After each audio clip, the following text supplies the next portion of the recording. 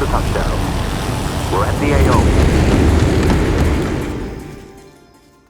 Gray Zone Warfare is an upcoming player versus environment versus player, massively multiplayer, online extraction shooter that is also a hardcore tactical shooter. It's currently in development by Madfinger Games, and they have said that it is set for a 2024 early access release. And so far, it's looking a hell of a lot like my dream game.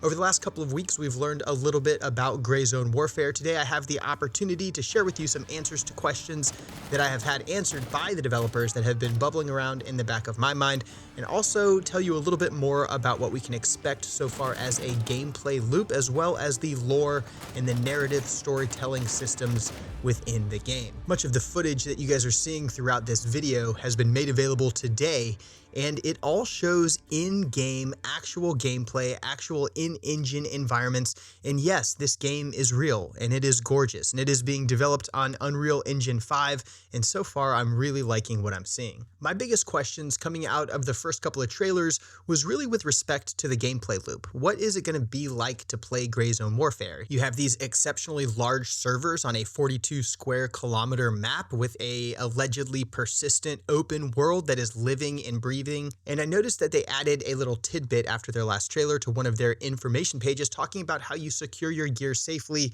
when you're not in raid. And what they say is that in Gray Zone Warfare, you'll earn various rewards such as gear and weapons. Some are harder to obtain, so losing or having them taken upon death is detrimental. Since Gray Zone Warfare is a persistent world with no time limit and is also session-based, you won't be leaving the map, nor is it a match-based game. You'll need to safely return to your base via helicopter or rush back to your base on foot to secure your items safely. Once stashed, replenish and dive back into the action at your convenience. That goes a long way to kind of describing the trouble I was having rectifying this idea of a server with a limited number of players on it against this persistent world. And what it sounds like is you'll be able to jump in with your friends, go out into this persistent world, engage in various actions, take your loot back to some sort of safe space within that world, and then retain it regardless of which server you choose to dive into next. They've also described a little bit more about the way that the multiplayer system is going to work. They do describe it as a PvEVP game. That is, that the player versus environment aspect of the game comes before the player versus player aspect of the game. You can choose from 3 factions, which you guys will learn about later in this video.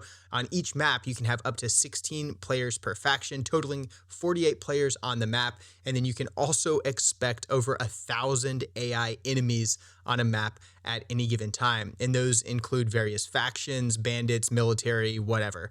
And you never know when you might encounter another PMC faction, and you never know what that interaction is going to entail. So there won't necessarily be incentives to attack other players, but nothing is stopping you from doing so, or for, collaborating with them if you're a more altruistic gamer. The developers over at Madfinger were also courteous enough to give us a peek behind the curtain of the history of Lemang Island and tell us a little bit about the story of why we find ourselves on this island and what we can expect while we're there. Though they were very clear that they're not giving us all the answers, and they want players to dive in and learn some of the mysteries of Lemang on their own.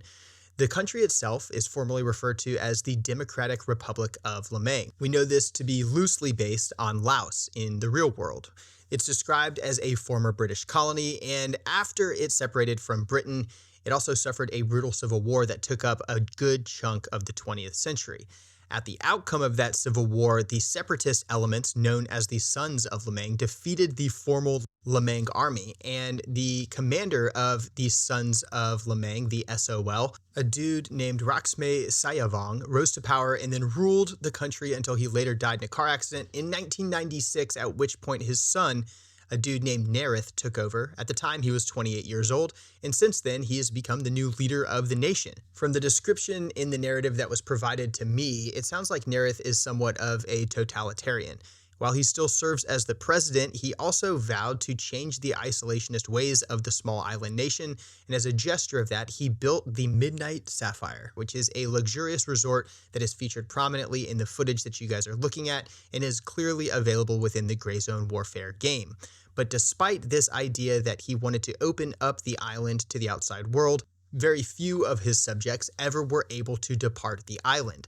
Eventually, the United Nations intervened. They established the United Nations Lemang Relief Agency to provide assistance to the small nation, but only a few months after the mission arrived in Lemang, the event happened. And the event is the big mystery that we as players will be asked to go in and explore and uncover the mysteries of. It's also the premise by which the entire island has been flung into chaos so that these private military companies have the opportunity to sweep in and make a buck. While we don't know exactly what the event is, it's described as a blinding flash and a thunderous roar that changed a part of the island forever. Immediately after the event, the United Nations missions transitioned to full-on evacuation mode.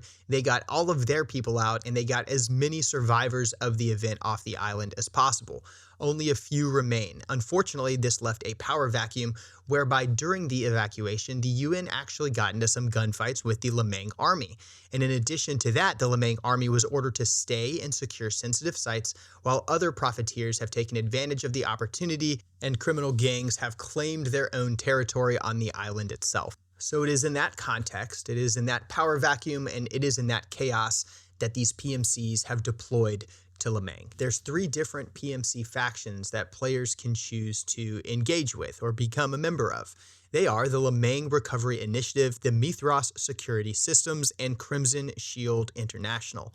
I won't read the entire bios of each one of these various factions, but it sounds to me like the Lemang Recovery Initiative, these are the quote-unquote good guys. They describe themselves as a purely humanitarian and philanthropic organization funded by big tech, who's deployed scientists and security professionals responsible for securing those scientists to the small island in an effort to provide humanitarian aid, complete the evacuation of the civilians that were left on the island after the UN departed, and answer a lot of the mysteries surrounding whatever the mysterious event was.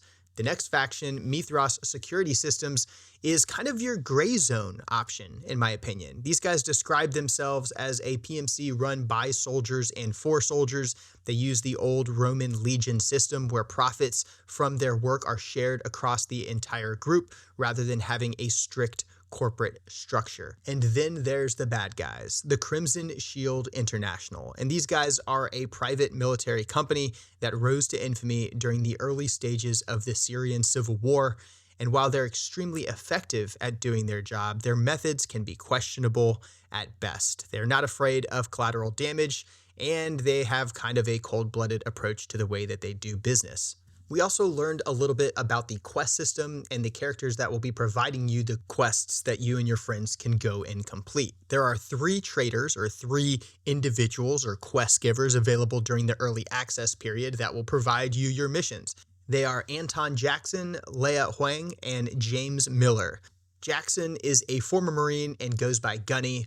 Huang also goes by Artisan, and she worked in her father's workshop since she was a little girl and learned all there is to know about machines and how they work. Miller, who goes by Banshee, is a profiteer of sorts who seems to have hung around after the event in an attempt to make a little bit of cash. The developers go on to talk about how the quests actually function, and what was most surprising about this, I guess there was 2 pieces. First, it's that you're not going to get your hand held throughout all of these missions. You're going to be provided with a mission brief of some sort or a description of what you're expected to go and do. There's also a chance that another trader might come in and offer you an alternative deal that will put you on a different path and maybe test your moral compass a little bit. And once you decide that you're actually going to go accomplish this quest, they're not going to tell you exactly where to go necessarily. You'll be trusted to navigate there without using any sort of indication on the map or any sort of waypoint system. And you won't necessarily have the same experience as other players on the same quest line because this world is living, breathing, persistent, and open.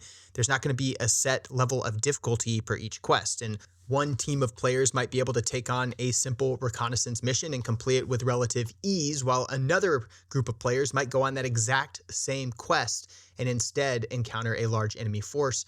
that just happens to be passing through the area. I really like the dynamic nature of that description and the way that the world really does seem to be a real living world that you can choose to interact with in any number of ways. It also does a lot for replayability and gives you the chance to approach the game in a way that you see fit rather than the on the rails that is so common across the industry. I think what surprised me the most is that on launch, that is on early access release, players can expect around 150 quests.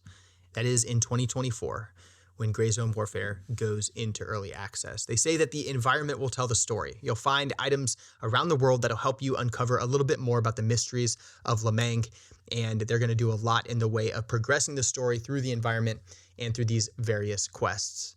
I hope you guys have enjoyed today's video. I have a lot of questions still about Gray Zone Warfare. This video could have easily been multiple hours, but instead I chose to give you guys the critical facts that I think are most important coming out of this release. I look forward to looking across YouTube and other social media platforms and seeing the thoughts of my fellow creators as well. Leave your comments down below, any questions you might have, and if I have the opportunity to get those in front of developers, I will certainly ask them and give you the answers as soon as I am allowed to do so. I am Controlled Pairs. This has been Gray Zone Warfare, and I will see you guys in the next one.